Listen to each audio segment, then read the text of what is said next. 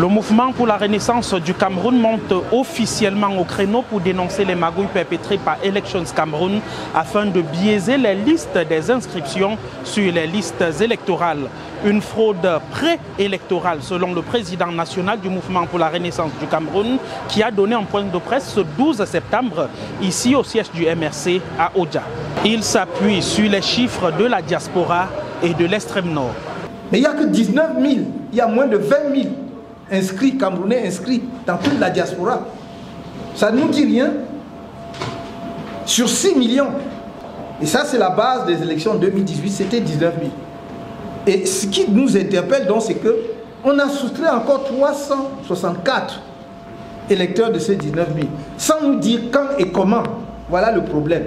Le mythe de la première place de la région de l'extrême nord en matière électorale a été construit et vendu dans l'opinion par les officines de fraude du régime. Nous parlons d'une région où des centaines de milliers de citoyens sont pourtant abandonnés à eux-mêmes, sans acte de naissance, ni de carte nationale d'identité.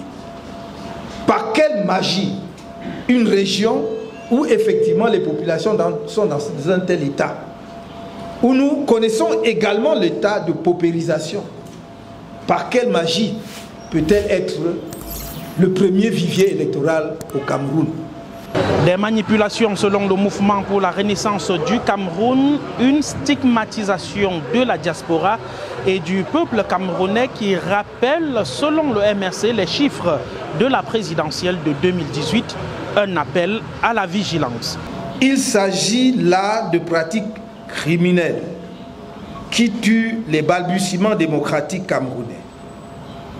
La justice ne peut plus les laisser impunis au risque d'être, au même titre que le RDPC et l'ECAM, responsables de toutes les conséquences fâcheuses que celles-ci pourraient avoir sur la préservation de la paix au lendemain du scrutin présidentiel à venir.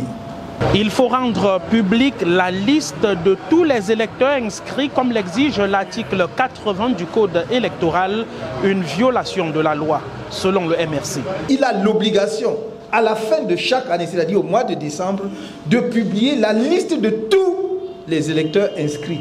Ce n'est pas des listes partielles, ce ne sont pas des listes que l'on publie seulement dans les antennes, c'est une liste qui doit être exhaustive sur le site de l'ECAM afin de permettre à chaque Camerounais de vérifier. Par exemple, s'il y a des erreurs sur son nom, si son nom manque, ou si effectivement on a maintenu un décès, quelqu'un qui est décédé, pardon, alors qu'il est décédé. C'est ça qui contribue à faire un bon toilettage, effectivement, de la liste électorale.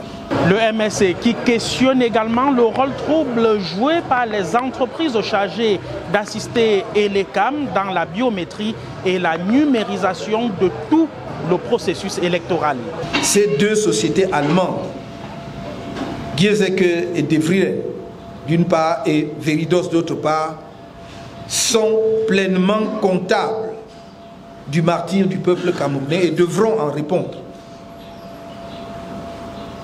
Le gouvernement allemand ne peut plus rester indifférent face aux activités criminelles de ces deux sociétés au Cameroun sans en porter une part de responsabilité.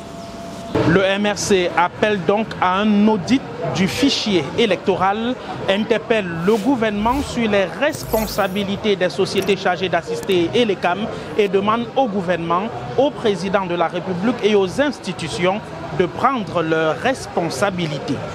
Qu'il assume avec hauteur la fonction qu'il occupe depuis 42 ans et dont il a voulu prolonger par la fraude la durée en 2018 en évitant au pays une implosion générale.